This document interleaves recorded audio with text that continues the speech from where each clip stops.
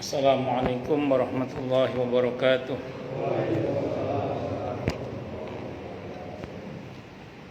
Bismillahirrahmanirrahim. Alhamdulillahi rabbil alamin.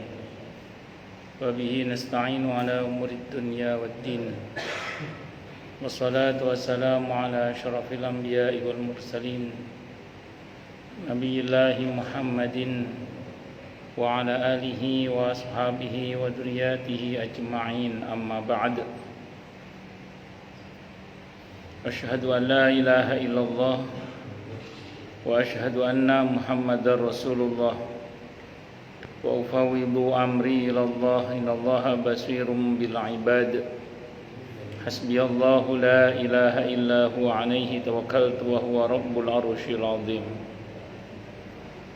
Qala Allah Ta'ala fi kitabihil karim hikayatan an nabiyillahi Musa alaihi salam, Rabbi syrah li sadri wa yassir li amri wahlul 'uqdatam min lisani yafqahu qawli. Para alim, para asatid, para asatidah, para bapak dan adik-adik sekalian, hafidhani wa hafidhakumullah, bil khusus segenap pengurus Masjid Al-Huda,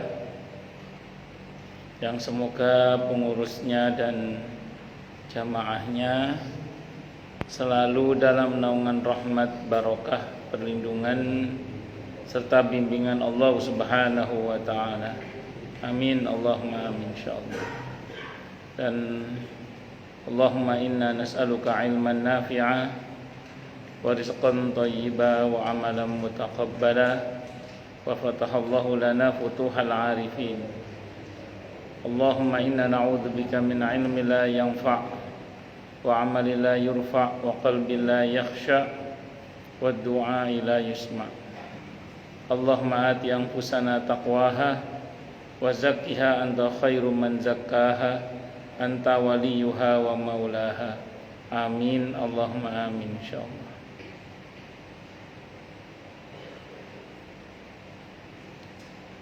Masih melanjutkan kajian kita tafsir Ibnu Katsir surah Al-Baqarah ayat 38 sampai dengan 39. A'udzu billahi samii'il 'aliim minasy syaithaanir rajiim. Qulna ihbitu minha jamii'an fa imma ya'tiyannakum minni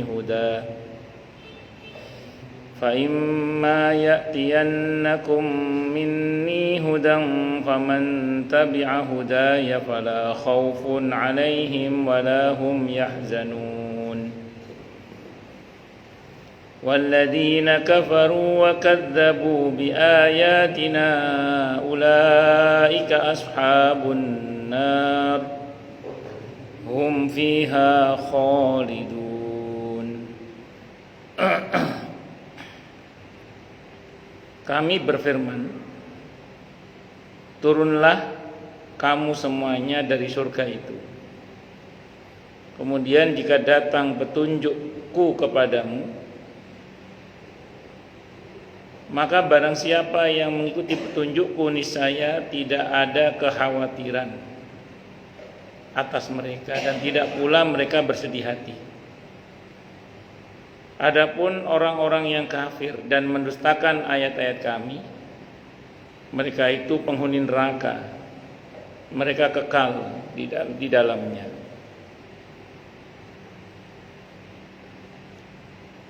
Jadi pada akhirnya iblis, Nabi Adam dan Ibu Hawa diturunkan dari surga. Hanya kemarin udah kita bahas perbedaannya ya. Kalau iblis itu memang sedari awal punya niat durhaka. Itu kalau iblis. Jadi sedari awal dia memang punya niat untuk durhaka dia, iblis itu. Makanya beda dengan Nabi Adam. Kalau Nabi Adam itu, kalau istilah para ulama, bukan salah maksiat, tapi salah ijtihad. Jadi beliau tidak sedari awal niat durhaka kepada Allah, enggak. Beliau itu hanya enggak nyangka kalau ada orang yang berani bersumpah atas nama Allah terus bohong gitu. Karena iblis itu kan ketika menipu Nabi Adam, dia membawa nama Allah, sumpah atas nama Allah. Ya, itu bedanya. Jadi kalau iblis memang dari awal memang sengaja dia membangkang dari perintah Allah, sementara kalau Nabi Adam, beliau tidak dari awal berniat durhaka, tidak. Dan beliau memang gak punya niat durhaka. Beliau hanya salah ijtihad, salah kalkulasi gitu loh. Karena iblis pas menggoda dia bersumpah atas nama Allah. Dan beliau gak nyangka kalau ternyata ada orang yang berani bersumpah atas nama Allah ternyata bohong. Satu. Yang kedua bedanya lagi, iblis ketika diusir dari surga, dia bukannya tobat, tapi malah ngomel-ngomel, ngancem-ngancem. Nah, beda dengan Nabi Adam. Nabi Adam begitu dinyatakan salah dan harus keluar dari surga, maka beliau sibuk dengan taubatnya bersama Ibu Hawa. Yang populer dalam Al-Quran, Rabbana zalamna anfusana wa illam taghfir lana wa tarhamna lanakunanna minal khasirin. Dan memang betul yang ikuti petunjuk Allah sebagaimana Nabi Adam taubat, ya akhirnya kembali ke surga lagi nanti. Nah, sementara yang durhaka kepada Allah itu kekal selama-lamanya di dalam surga sebagaimana iblis yang durhaka kepada Allah dan ingkar kepada Allah itu. Allah Subhanahu wa taala menceritakan tentang peringatan yang ditujukan kepada Adam dan istrinya alaihi wassalatu wassalam serta iblis. Ketika mereka diturunkan dari surga, yang dimaksud ialah anak cucunya.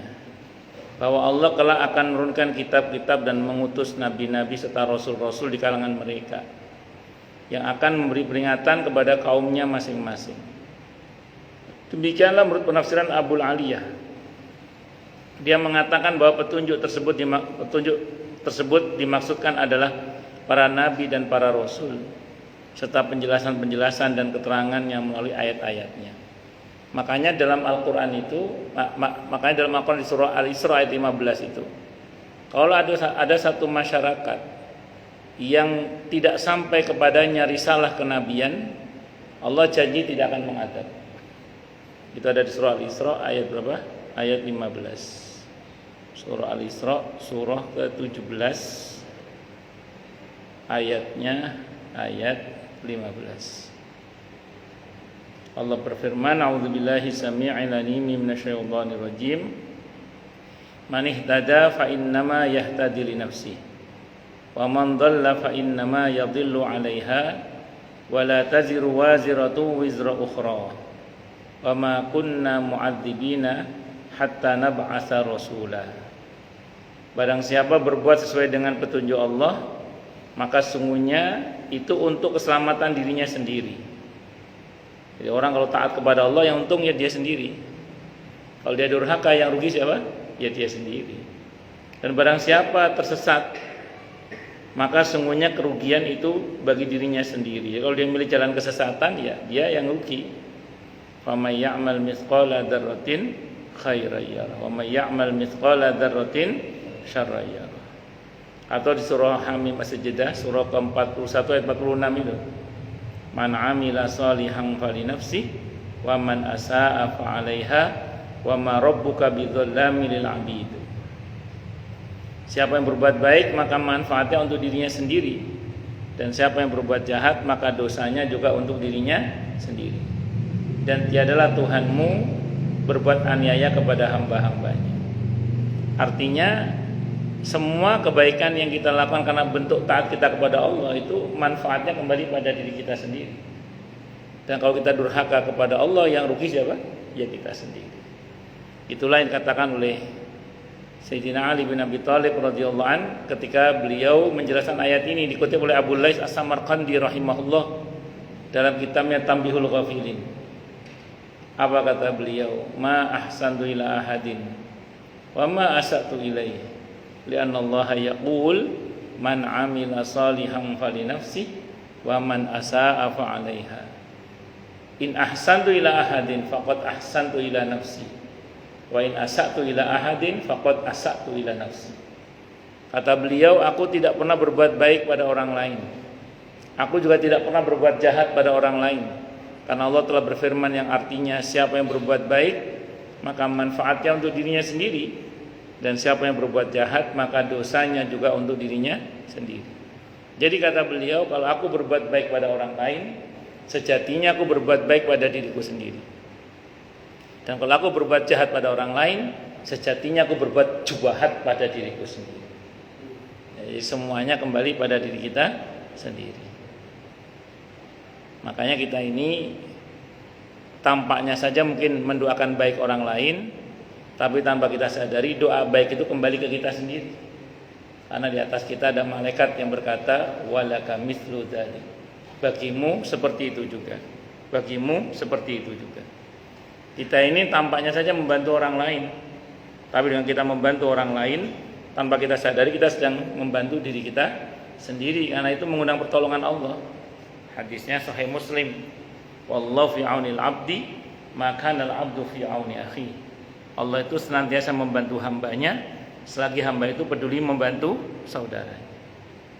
Kita ini tampaknya saja mencintai orang lain karena Allah, tapi tanpa kita sadari, cinta itu cinta Allah untuk kita. Hadisnya Sahih Muslim, ketika ada seseorang yang mengunjungi saudaranya di satu kampung, Allah utus satu malaikat untuk menghadang dia. Terus kemudian malaikat itu berkata, Anda mau kemana? Saya mau menemui saudara saya di kampung ini. Apakah ada kepentingan duniawi yang Anda harapkan dari pertemuan ini? Tidak. Saya ingin menemui saudara saya semata-mata karena saya mencintai dia karena Allah. Maka kata malaikat itu, saya utusan Allah, saya diperintah oleh Allah untuk memberitahu Anda bahwa Allah mencintai Anda sebagaimana Anda mencintai saudara Anda karena Allah. Itu seperti itu. Terus ayat ini berikutnya, wa ma kunna mu'adzibina hatta nab'atsa rasulah. Dan tidaklah kami mengadab hingga kami mengutus seorang rasul. Jadi tetapi kami tidak akan menyiksa sebelum kami mengutus seorang rasul. Makanya ini dipakai dalil para ulama, kalau diutus nabi dan rasul kepada mereka kok mereka membangkang, maka azab potensial turun. Tapi kalau kemudian belum diutus seorang rasul kepada mereka, maka Allah tidak akan mengadab mereka. Khusus untuk umat kita, Nabi kita, khusus untuk kita umat Nabi Muhammad SAW, itu ada hal-hal tertentu yang karenanya Allah tidak akan mengadab kita sebenarnya. Yang pertama, ketika kita beristighfar kepada Allah Subhanahu wa taala. Jadi selama kita mau peduli beristighfar, minta ampun kepada Allah, Allah janji tidak akan turunkan adab selama kita masih mau beristighfar. Allah berfirman dalam Al-Qur'an, sebentar.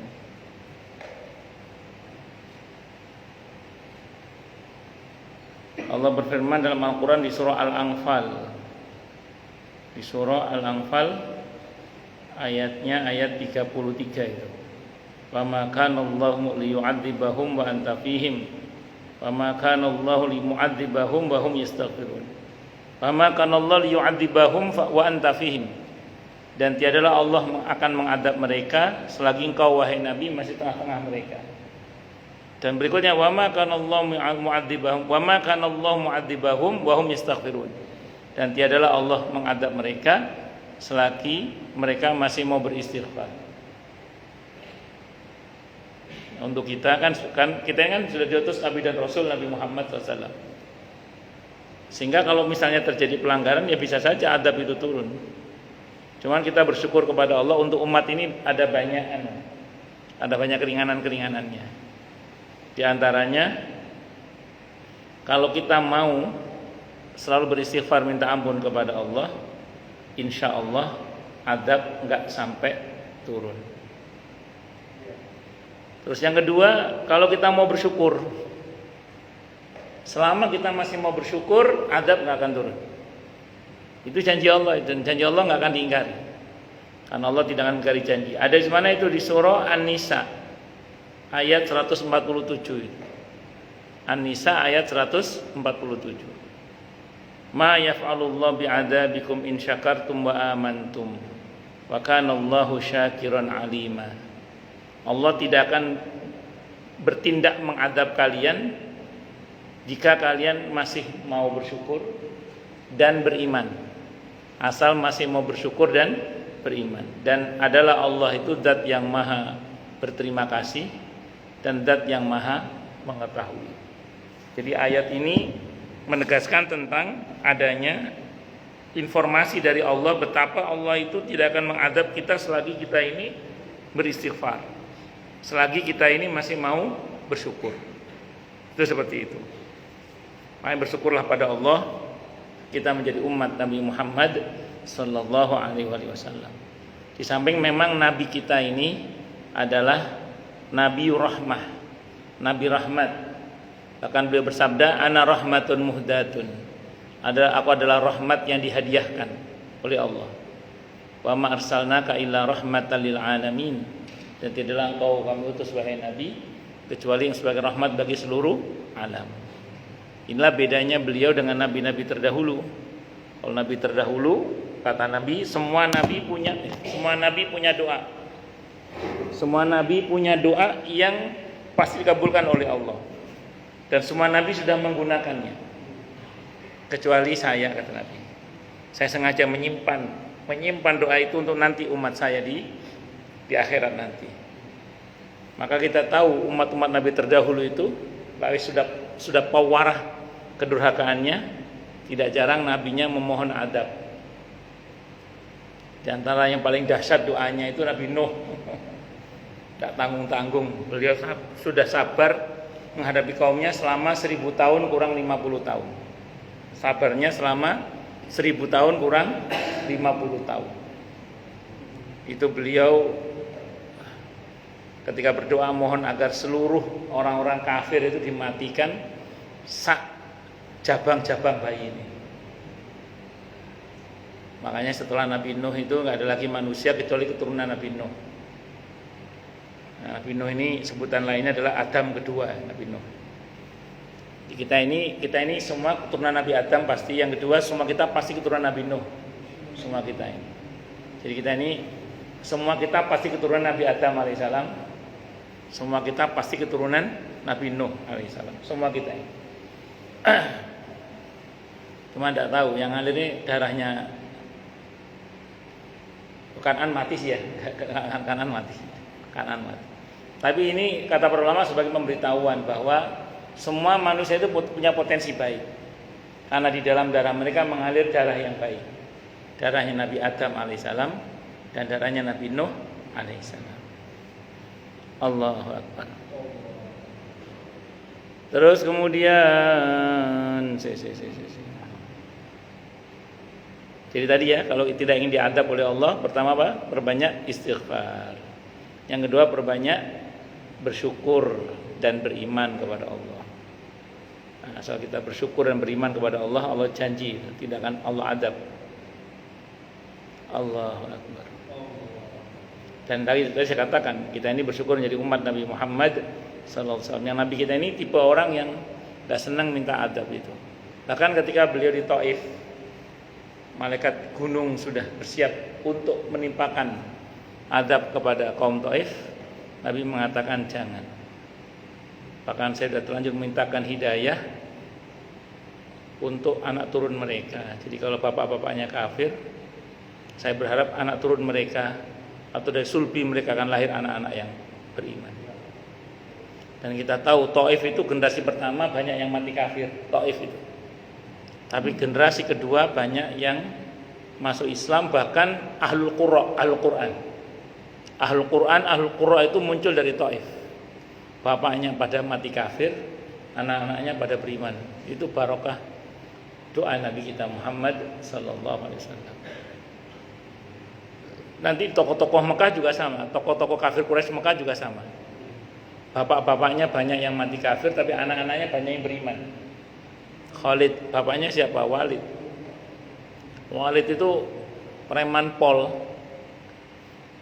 Preman pol gento. Waktu anaknya gelarnya Saifullah.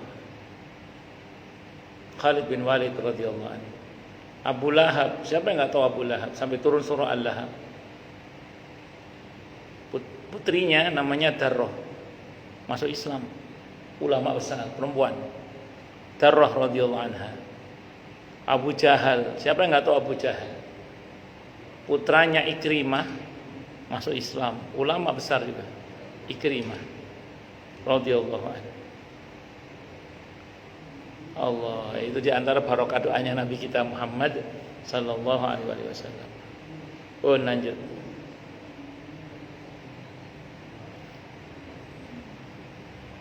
Demikianlah menurut penafsiran Abu Aliyah tadi sudah ya.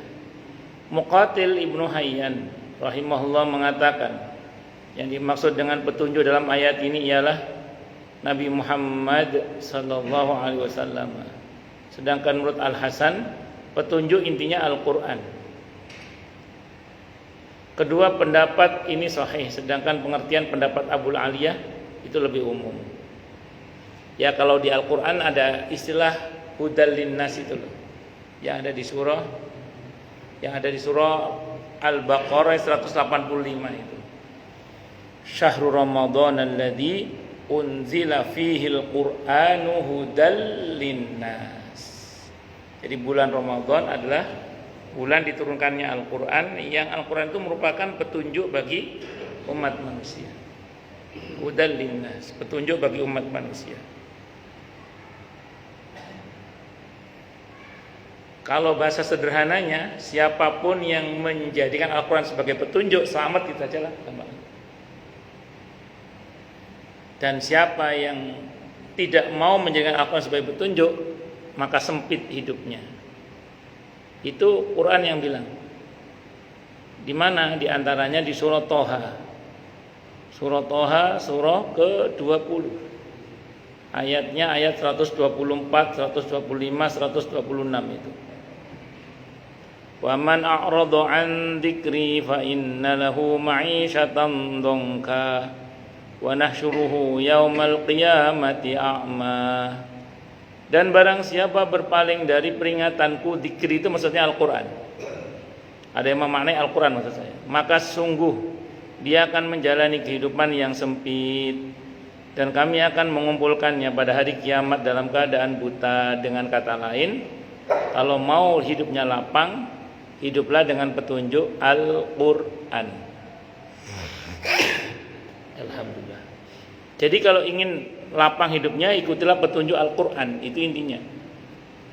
Kalau tidak mengikuti Al-Qur'an, siap-siap sempit kehidupannya. Ustaz, tapi itu kan Ustaz, banyak orang-orang yang kafir itu tapi kehidupannya lapang, Ustaz. Sementara kita yang beriman kadang sempit kehidupannya, Ustaz. Maka kita jawaban kita yang pertama gini. Sungguh kita ini sudah pernah mencapai kejayaan yang luar biasa dulu, sebelum mereka mencapai kejayaan itu. Jadi ketika barat masih gelap, timur sudah terang dulu itu.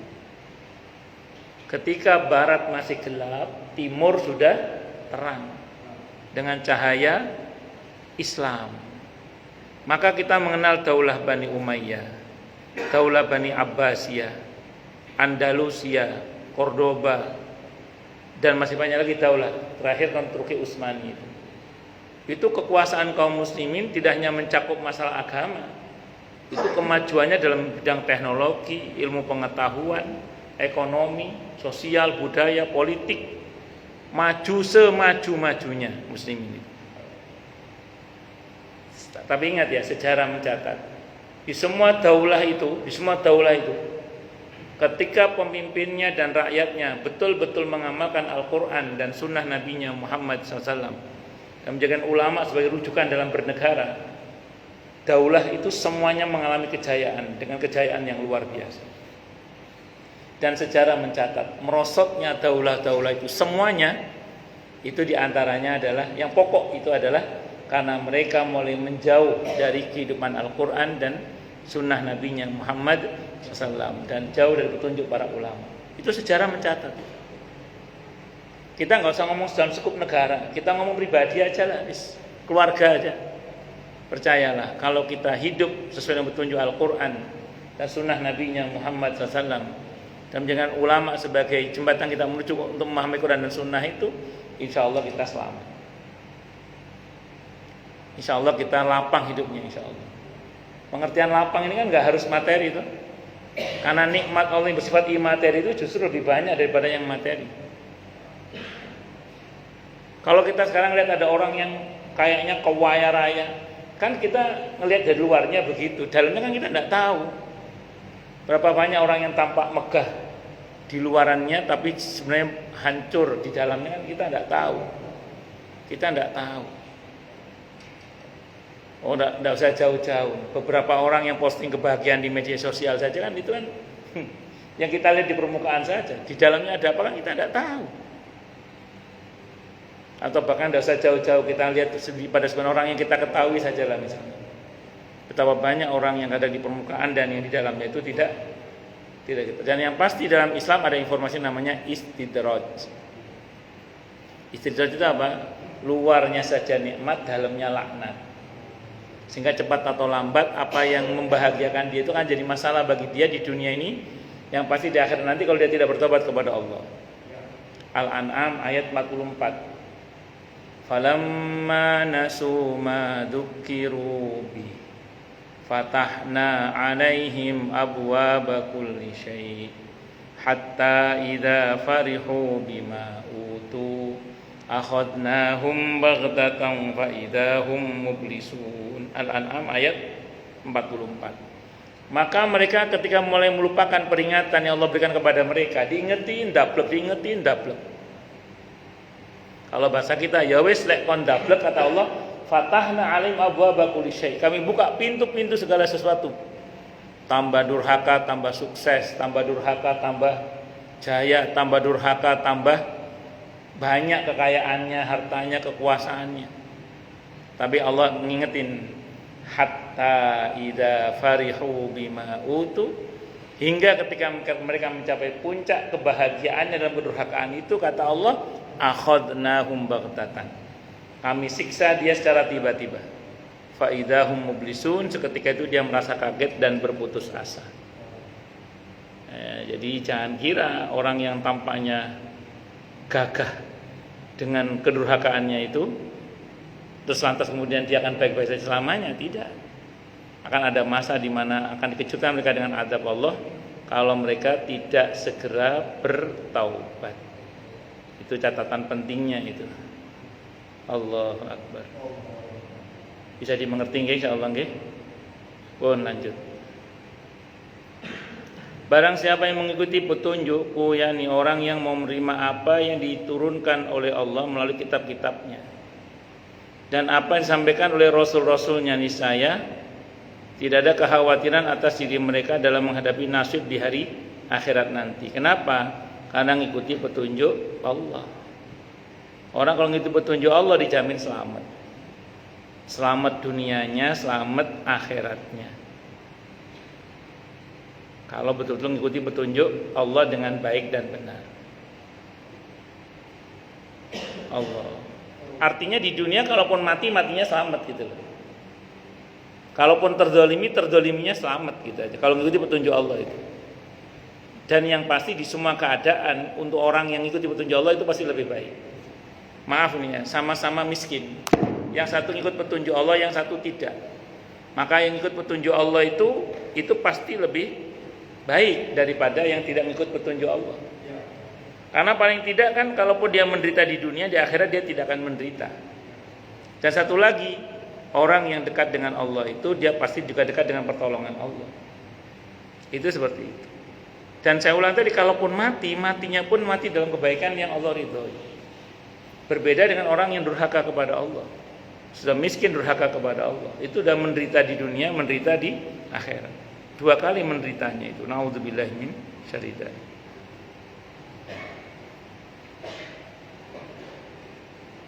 Tidak pula mereka bersedih, kalau ikut petunjuk Allah, tidak pula mereka bersedih hati terhadap perkara-perkara duniawi yang terlewatkan oleh mereka. Pengertiannya sama dengan makna yang dikandung di dalam firman-Nya, yaitu di surat Thaha ayat 123 itu. Qala habitu minha jami'an ba'dukum li ba'din adu fa imma ya'tiyannakum minni hudan faman ittaba'a hudaya fala yadhillu wa la yashqa. Turunlah kamu berdua dari surga. Bersama-sama sebagian kamu menjadi musuh bagi sebagian yang lain. Turunlah kamu berdua dari surga bersama-sama. Sebagian kamu menjadi musuh bagi sebagian yang lain. Maka jika datang kepadamu petunjuk dariku, lalu barang siapa yang mengikuti petunjukku, ia tidak akan sesat dan tidak akan celaka. Surah Thaha ayat 123. Kalau mau disederhanakan maknanya kurang lebih begini. Perkara akhirat dijamin dia bahagia. Dunia juga dijamin bahagia kalau dia ngikuti petunjuk Allah. Sekarang gini, sedih dan bahagia di dunia ini paket ya. Sedih dan bahagia di dunia ini paket. Sehat, sakit, lancar, sulit, naik, jatuh, itu udah biasa ya. Bagi orang yang pemikirannya orientasinya akhirat atau mengikuti petunjuk Allah sebagaimana petunjuk Allah dan Rasulnya, mikirnya sederhana. Di semua keadaan itu jawabannya cuma dua. Kalau nggak sabar ya syukur, itu aja. Kalau nggak sabar ya syukur. Dan kata Nabi dua-duanya bagus. Ketika misalnya seseorang yang beriman itu ditakdirkan oleh Allah, sebut saja misalnya sakit atau dapat kesulitan, dan dia bersabar. Di semua keadaannya itu menerontokkan dosanya, besar pahalanya, dan dekat dengan pertolongan Allah juga. Dan kalau kemudian ada orang yang diuji dengan kesulitan dan dia tidak bersabar, pertanyaannya apakah terus yang sulit jadi mudah? Tidak. Apa yang sakit jadi sembuh? Enggak juga kan? Jadi ada orang sakit sabar, sakit gak sabar, sama tetap sakit. Cuman yang satu berpahala, rontok dosanya, dekat pertolongan Allah. Yang satu sudah enggak sembuh, malah berdosa, udah gitu jauh dari pertolongan Allah, potensial neraka karena gak sabar.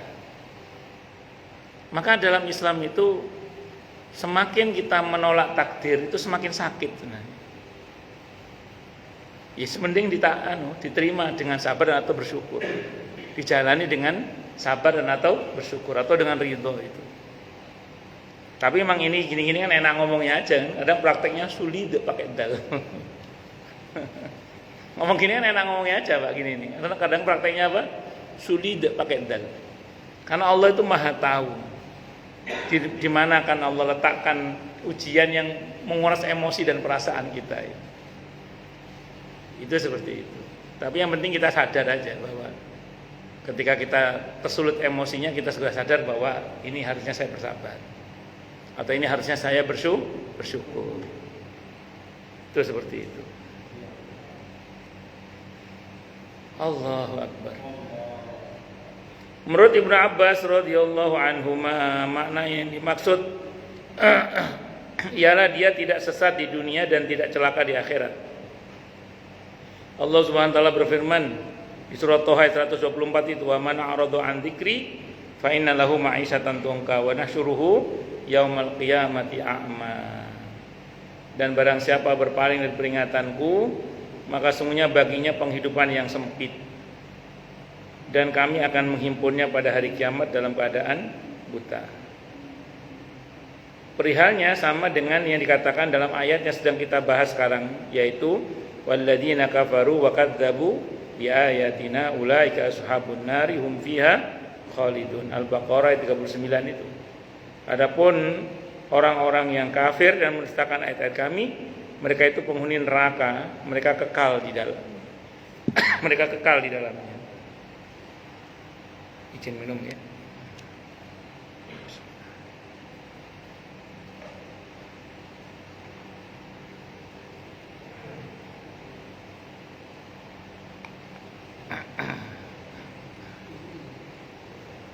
Allah.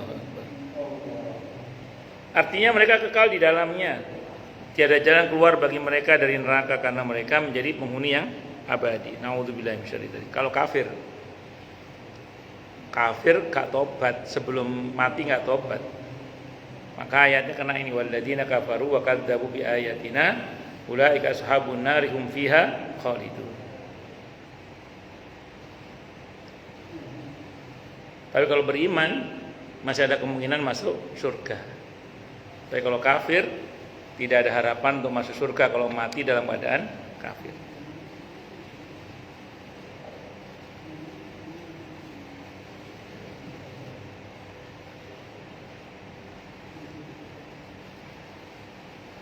Ibnu Jarir at-Tabari rahimahullah dalam bab ini mengetengahkan sebuah hadis yang ia kemukakan dari dua jalur periwayatan dari Abu Salamah dan Sa'id ibnu Yazid, dari Abu Nadroh Al-Mundhir ibnu Malik ibnu Qit'ah dari Abu Sa'id, nama aslinya Sa'ad ibnu Malik ibn Sinan Al-Khudri radhiyallahu anhu, yang menceritakan bahwa Rasulullah Muhammad SAW bersabda, amma ahlun naril ladina hum ahluha fa innahum la yamutuna fiha wa la yahyaun lakin aqwaman asabatuhumun naru bi khatayahum aw bi dunubihim fa amatathum imatatan hatta idza saru fahman adina fi syafa'ah. Adapun ahli neraka yang menjadi penghuni tetapnya, maka mereka tidak pernah mati di dalamnya, la yamutu fiha wala yahya. Jadi orang setelah manusia masuk ke dalam surga dan masuk neraka itu Allah sembelih kematian sehingga tidak ada lagi kematian. Yang di surga sempurna hidupnya dalam kebahagiaan, yang di akhirat tidak mati tapi juga enggak hidup, la yamutu fiha wala yahya. La yamutu, mereka tidak mati, wala yahya, dan tidak pula hidup. Jadi hidup tak mau, mati segan, hidup tak mau. Dan memang orang ahli neraka rata-rata kayak istilah la yamutu fiha wala yahya itu. Sudah hidupnya enggak bermutu, kebanyakan gaya. Allahu Akbar.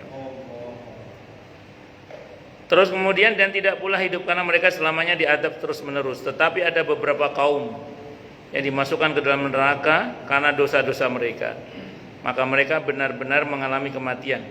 Dan apabila mereka sudah menjadi arang, maka baru diizinkan beroleh syafaat. Ini menurut riwayat dari Abu Sa'id Al-Khudri radhiyallahu anhu, menceritakan sabda Nabi kita Muhammad SAW. Jadi istilah ayat yang mengatakan ahli neraka la yamutu fiha wala yahya itu untuk orang-orang kafir. Sementara orang yang beriman yang masuk neraka karena dosanya itu mereka kosong. Bahkan menurut riwayat ini mati. Sehingga nanti mereka akan dikeluarkan dari neraka dan masuk ke surga. Sehingga nanti jangan kalau baca hadis tentang masalah ini, ada istilah orang yang paling terakhir masuk surga dan paling terakhir keluar dari neraka. Siapa mereka itu? Mereka yang hatinya gosong. Ada saya baca dalam kitab At-Tadhkir Imam Al-Qurtubi, sehingga saya juga ada dalam bulan Sahih Hadits Qudsi juga ada itu. Itu gosong hatinya, itu enggak ada kebaikan sama sekali kecuali satu titik putih. Satu titik putih itu adalah la ilaha illallah, tauhid, la ilaha illallah. Itu masih membuat dia bisa selamat dari neraka. Kalau kita baca hadis-hadis begini ini membuat kita seyogjanya atau sesurabayanya, terserahlah. Apa seyogjanya, apa sesurabayanya. Itu sepatutnya kita ini tidak mudah mengkafirkan orang. Kalau kita baca hadis seperti ini, sepatutnya kita tidak gegabah mengkafirkan orang Islam. Kenapa? Karena bahkan nanti yang akhirnya masuk surga itu adalah hati yang tidak ada kebaikannya sama sekali kecuali satu titik putih itu saja, yaitu la ilaha illallah. Kata kalau baca hadis itu, saya ulang, sepatutnya kita ini tidak boleh mudah mengkafirkan orang Islam. Tidak boleh gampang mengkafirkan ahlul qiblah. Tidak boleh mudah mengkafirkan orang yang menerima kebenaran Al-Quran walaupun dia zalimul li nafsih, yang ada di surah Fatir ayat 32 itu.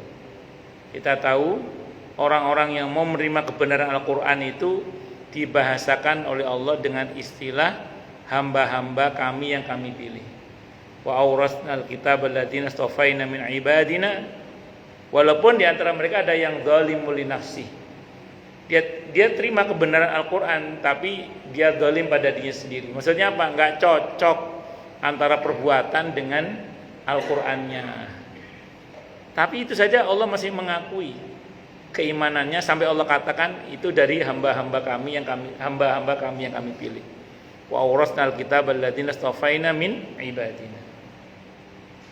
Maka kalau kita baca ayat ini, kita tidak akan gampang mengkafirkan orang lain. Kita tidak akan gampang mengkafirkan orang lain. Terutama tidak akan gampang mengkafirkan orang Islam, maksud saya, mohon maaf. Tidak akan gampang mengkafirkan orang Islam. Qadiyat mengatakan, saya menyangka orang itu muslim, ternyata dia kafir. Itu lebih aku sukai, kata beliau, daripada aku menyangka orang itu kafir, ternyata dia adalah muslim. Itu saking hati-hatinya beliau tidak mau gampang ngasih stempel orang itu kafir. Itu qadiyat diantaranya. Ini penting saya sampaikan, bukan apa-apa, supaya kita ini tidak gampang mengkafirkan orang Islam. Karena ngeri juga kalau sampai kita mengkafirkan orang Islam. Itu kata Nabi, kalau ada seseorang memanggil saudaranya ya kafiru, wahai kafir, maka hukum kafir akan kembali pada salah satu di antara keduanya. Kalau yang dikatai kafir itu memang betul kafir menurut Allah, maka kafirlah dia memang. Tapi kalau ternyata dalam pandangan Allah dia tidak kafir, maka yang mengatai dia kafir itulah yang akan kafir. Nah, sepatutnya kita juga merenungkan sabda Nabi kita Muhammad SAW dalam sebuah hadis riwayat At-Tirmidzi. Hadisnya gharib tapi maknanya sahih, kata Imam Ahmad. Man ayyara akhahu musliman bidzambin taba'anhu lam yamut hatta yaf'alahu. Barang siapa yang menghina saudaranya sesama muslim dengan satu perbuatan dosa yang dia telah bertobat darinya, apalagi tidak pernah berbuat, maka yang menghina itu tidak akan mati-mati sebelum melakukan hal yang sama. Allah. Satu saat di grup kami para ustadz itu ustadz istrinya lintas afiliasi, ustadz macam-macam, NU-nya ada, Muhammadiyahnya ada, Persisnya ada, Al-Irsyadnya ada, Salafinya ada. Tapi harus satu syaratnya, harus lapang dada. Di grup itu pernah ada kita para ustadz dimintai saran untuk, jadi ceritanya ada seorang ustadz senior, saya nggak sebut namanya ya. Beliau ini sakit GERD. Nah, katanya nggak tahu betul apa enggak, orang kalau sakit GERD itu kan kadang halu, mengalami halusinasi gitu. Nah, beliau ini awalnya halusinasinya itu pengen menceraikan istrinya awalnya. Belakangan halunya itu pengen murtad, coba. Naudzubillah min dzalik. Pengen murtad. Allah Akbar. Nah, kami dimintain nasihat ini gimana? Saya cuman bilang gini kalau saya itu. Nah, ini nasihat saya. Saya bilang coba muhasabah. Beliau ini kan mungkin tipe orang yang galak gitu. Galak. Saya khawatirnya mungkin beliau pernah kebablas mengkafirkan saudaranya sesama muslim. Sehingga apa yang diucapkan ke saudaranya itu kembali ke dia sekarang. Tolong dimuhasabai. Kalau ada, segera ditobati saja. Karena khawatirnya kalau itu nggak ditobati, kembali kepada pengucapnya itu sendiri. Saya pernah tahu juga ada seorang, sudah wafat orangnya, seorang ulama yang cukup terkenal, pemimpin dari sebuah organisasi keislaman yang ada di Indonesia, cukup punya nama. Dan beliau termasuk yang dikenal tegas dalam banyak ceramahnya. Itu menjelang wafatnya itu hampir blank gitu. Sampai akhirnya datang teman ustadz yang lain mengatakan, kamu begini kayak nggak punya Allah saja. Coba sambil berkata-kata, kamu seperti tidak punya Allah saja. Nah, ngerinya gitu loh, yang streng-streng itu. Pernah kebablasan ngomong terus mengkafirkan saudaranya sesama muslim, ngerinya itu kembali kepada dirinya sendiri. Dan itu saya tahu sendiri. Allah, hati-hati nggih. Omong napa? Hati-hati. Takutnya nanti kembali pada diri kita sendiri. Bisa nggih? Nggih, moga break adzan.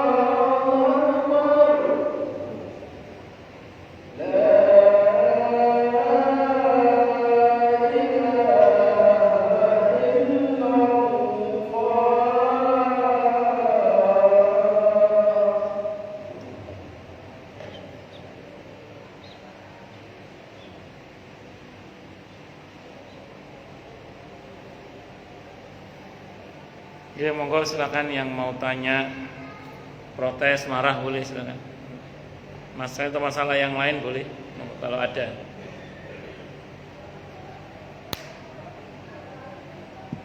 Oh, jelas semua? Atau tidak jelas semua?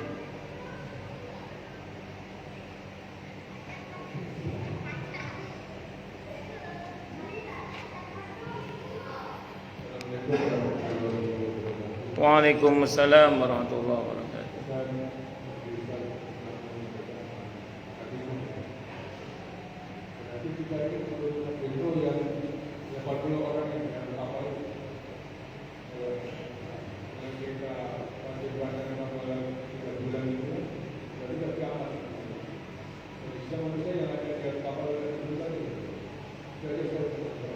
Baik.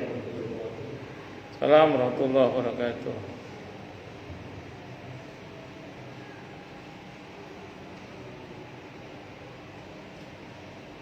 Sebentar.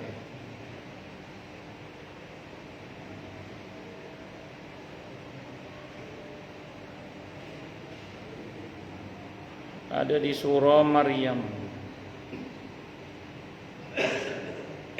Di surah Maryam ayat 58. Sebentar. Surah Maryam surah ke-19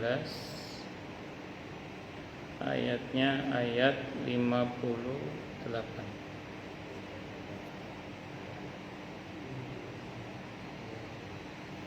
Ulaika alladziina an'ama Allahu 'alaihim minan nabiyyiina min dzurriyyati Adam wa mimman hamalna ma'a Nuh wa min dzurriyyati Ibrahim wa Israila wa mimman hadaina wa jatabaina idza tutla 'alaihim ayatul rahmani kharru sujadan wa bukiya. Ya, sujud. Mereka itulah orang-orang yang telah diberi nikmat oleh Allah. Itu dari golongan para nabi dari keturunan Adam dan dari orang yang kami bawa dalam kapal bersama Nuh, Nabi Nuh alaihissalam. Dan dari keturunan Ibrahim dan Israel Yakub dan dari orang yang telah kami beri petunjuk dan telah kami pilih. Apabila dibacakan ayat-ayat Allah maka ayat-ayat Allah yang Maha Pengasih kepada mereka, maka mereka tunduk sujud dan menangis. Nah, itu yang dipakai dalil para ulama ya, bahwa manusia akhir zaman itu semuanya adalah keturunan Nabi Nuh bersama dengan orang-orang yang dalam kapal itu, tapi yang dari jalur Nabi Nuh. Jadi yang enggak dari jalur Nabi Nuh enggak punya anak. Jadi contoh gini misalnya, karena Nabi Nuh kan punya anak banyak. Yang terkenal kan Kan'an itu yang mati kafir itu. Yang lain kan banyak. Nah, itu menikah dengan orang yang di kapal itu mungkin. Ya, mereka punya keturunan di situ dari situ. Jadi apakah 80-nya itu punya keturunan? Wallahu alam, saya tidak tahu. Karena saya juga enggak tahu berapa keturunan Nabi Nuh. Tapi yang pasti semua kita ini keturunan Nabi Nuh, karena setelah Nabi Nuh tidak ada lagi manusia kecuali keturunan Nabi Nuh. Kalau Nabi Ibrahim, setelah Nabi Ibrahim tidak ada lagi nabi dan rasul kecuali keturunan Nabi Ibrahim. Saya ulang ya, kalau Nabi Nuh kan tidak ada lagi manusia setelahnya kecuali keturunan Nabi Nuh alaihissalam. Nah, setelah Nabi Ibrahim tidak ada lagi nabi dan rasul kecuali keturunan Nabi Ibrahim. Baik dari jalur Bani Israel maupun dari Bani Ismail. Jadi ada yang dari jalur Bani Israel, ada yang dari jalur Bani Ismail. Ngaten. Wallahu a'lam bishawab. Saya tidak tahu itu. Tapi yang pasti pada saat banjir bandang yang luar biasa itu, bahkan gunung saja tenggelam. Nah, kira-kira kalau gunung tenggelam, Mbak, kira-kira seberapa banjirnya saya nggak tahu saya. Wallahu a'lam bishawab. Nanti kalau saya bilang seluruh dunia banjir apa yo. Karena wallahu a'lam, menurut penjelasan sebagian para mufasir klasik yang saya baca ya, Ka'bah itu kan sebenarnya tegak di zaman Nabi Adam alaihissalam. Ka'bah itu sudah ada tegak zaman Nabi Adam. Ka'bah itu sebagai rumah, kan inna awwala baiti wudi'a lin-nasi lalladzi di Bakkah. Jadi rumah yang pertama kali dibangun di muka bumi itu adalah di Bakkah itu. Rumah disebut dengan Baitun Atiq, rumah kuno itu. Ka'bah kan rumah kuno. Itu kalau kita pahami sejak Nabi Ibrahim pasti nggak benar, salah, Pak. Kenapa? Karena ketika Nabi Ibrahim di situ itu sudah ada fondasi, Pak. Sudah ada fondasinya. Karena Nabi Ibrahim kan cuma meninggikan bangunan atasnya di atas fondasi itu. Berarti Ka'bah itu sudah ada sejak sebelum Nabi Ibrahim. Berarti sejak ketika Nabi Adam turun ke bumi itu sudah ada rumah itu, Pak. Nah, konon rumah itu hancur saat banjir bandangnya Nabi Nuh. Nah, Nabi Nuh itu di mana saya nggak tahu juga itu. Nah, itu yang jelas Mekah Ka'bah itu kena imbasnya banjirnya Nabi Nuh sehingga dia hancur Ka'bah itu. Nanti dibangun lagi oleh Nabi Ibrahim. Itu Ka'bah itu.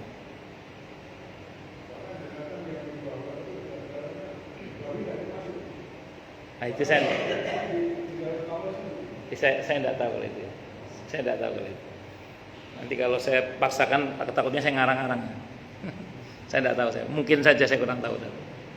Nanti kalau mau lebih detailnya mungkin kita perlu membaca Qisasul Anbiya itu, kisah-kisah para nabi. Karya Ibnu Katsir juga ada itu. Saya kira itu, Bang.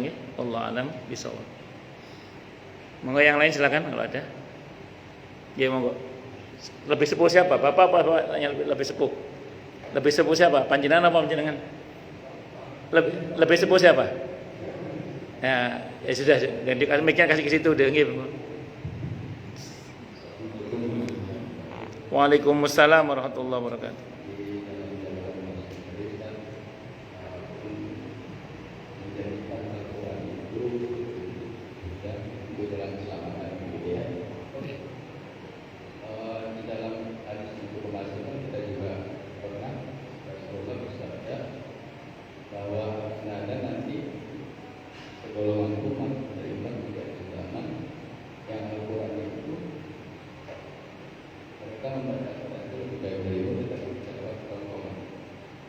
Menjadikan Al-Quran itu sebagai petunjuk, tentu kita membawanya ke dalam hati gitu ya. Jadi itu juga berkaitan dengan tingkat iman gitu ya. Ilmu yakin, ilmu yakin dan akal. Nah, cara untuk membawa Al-Quran itu petunjuk untuk jalan keselamatan ke dalam hati kita gimana? Ya, di Al-Quran itu yang Allah ulang-ulang itu afala yatadabbarun Al-Quran. Tidakkah mereka itu mentadaburi Al-Quran?